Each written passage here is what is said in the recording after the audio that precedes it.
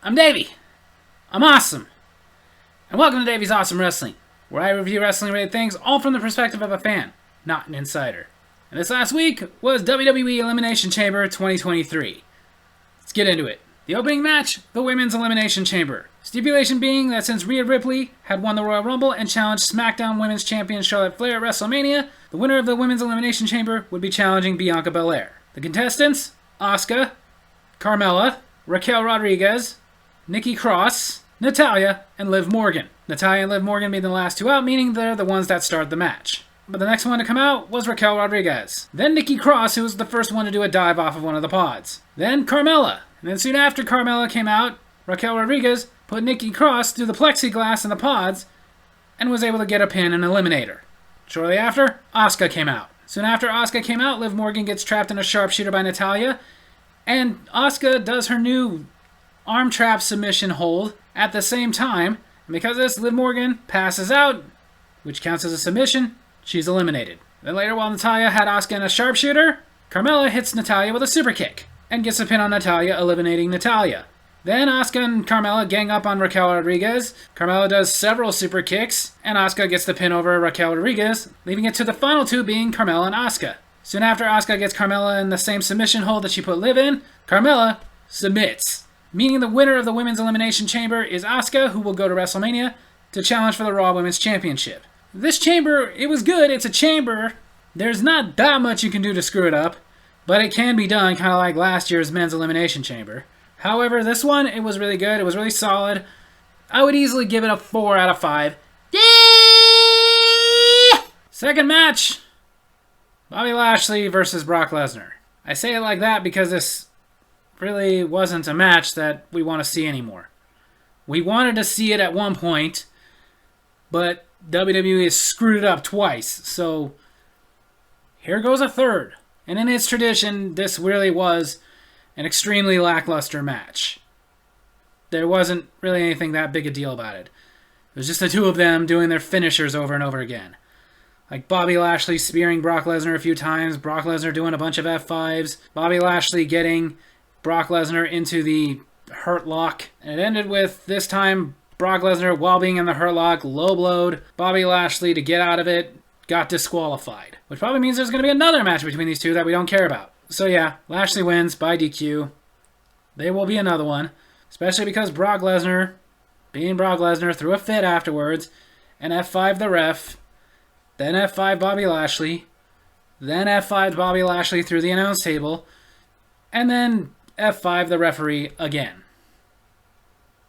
I would give this one a 1 out of 5. Then a mixed tag team match, Judgment Day members Finn Balor and Rhea Ripley versus the Grit couple, Edge and Beth Phoenix. I mean, it was good. Beth Phoenix and Edge make a good team. They did some cool stuff, like a double educator. Of course, Dominic Mysterio was on the outside, helping Rhea Ripley, like at one point throwing her some brass knuckles. Another cool moment was when each woman got a man, Beth Phoenix with Finn Balor and Rhea Ripley with Edge, and powerbombed him. Then even a cool ending is Edge and Beth Phoenix got Finn Balor into a shatter machine.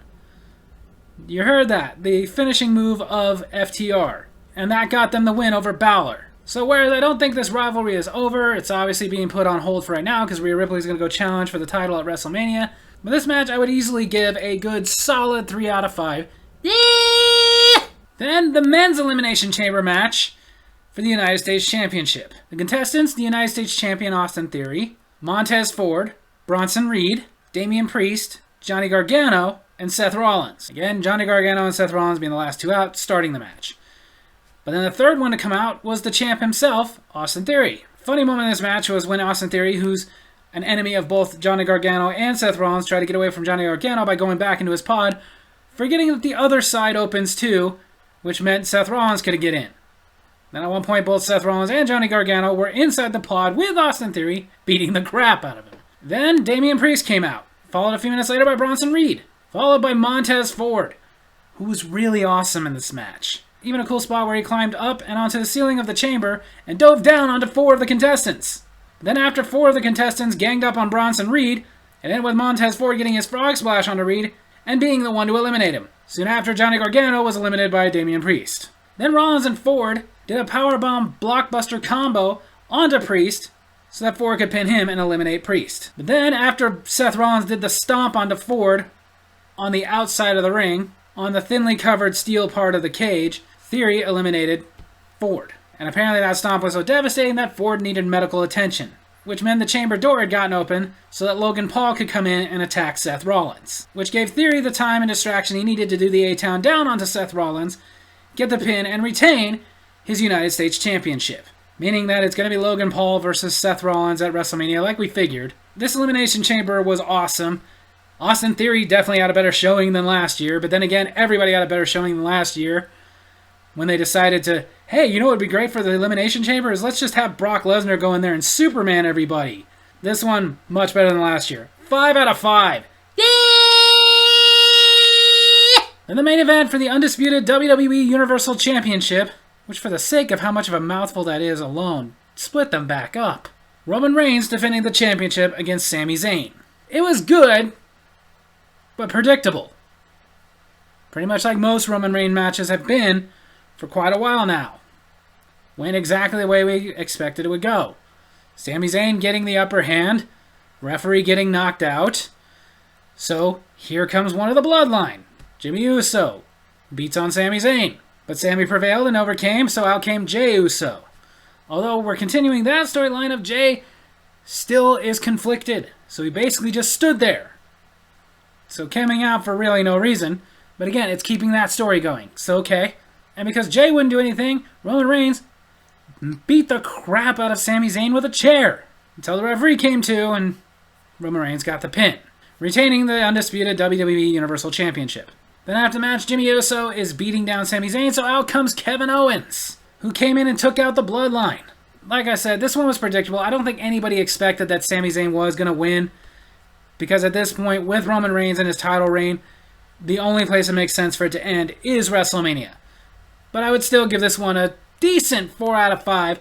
Yeah! So Elimination Chamber 2023 overall was way better than last year's.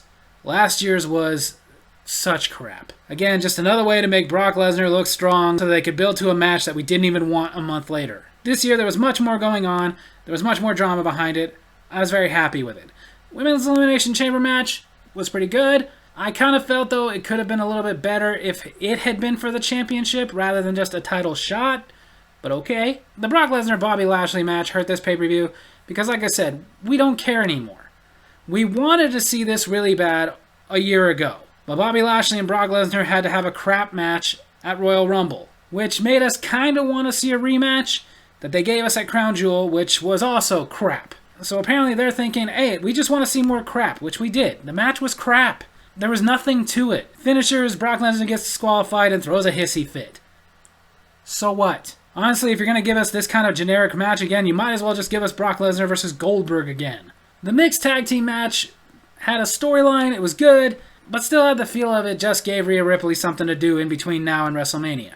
The men's chamber match was awesome this year. Not just all the big stuff that happens in an elimination chamber, but the star of it, in my opinion, was Montez Ford. He came out and he just rocked it. Basically using the opportunity he was given to show what he could do as a single star. And I hope that they go forward with that. Because in my opinion, the Street Profits, it's time for them to break up. What else are they going to accomplish? Montez Ford, I believe, will have a huge singles career. He is insanely talented, and I think he could do it. They did, of course, use this to build up Logan Paul versus Seth Rollins at WrestleMania like we were expecting. Although I will say, storyline-wise, thought it was a little strange that Logan Paul would come out and cost Seth Rollins the United States Championship. If you are gunning for this guy, you want to fight him at WrestleMania, wouldn't you want there to be a title on the line? But other than that little thing, the match itself was great. The Roman Reigns-Sami Zayn match, I wouldn't say felt like filler, but again, really in my opinion, we just knew that Sami Zayn was not going to be the one to unseat Roman Reigns. We know that he's got to go to WrestleMania as the champion, and he better lose the title at WrestleMania. This championship reign has gone on too long, but has gone on so long and been built up so much that the only place it makes sense for him to lose it is WrestleMania. As far as Elimination Chamber 2023 overall, I would easily give it a good solid 4 out of 5. Yeah! So there you have it. That's my wrestling video this week. I hope you guys enjoyed it. And if you did, make sure to hit like, hit subscribe, hit that little bell so you get notifications when I post videos, and leave a comment. Tell me what you thought of Elimination Chamber 2023. Love you guys.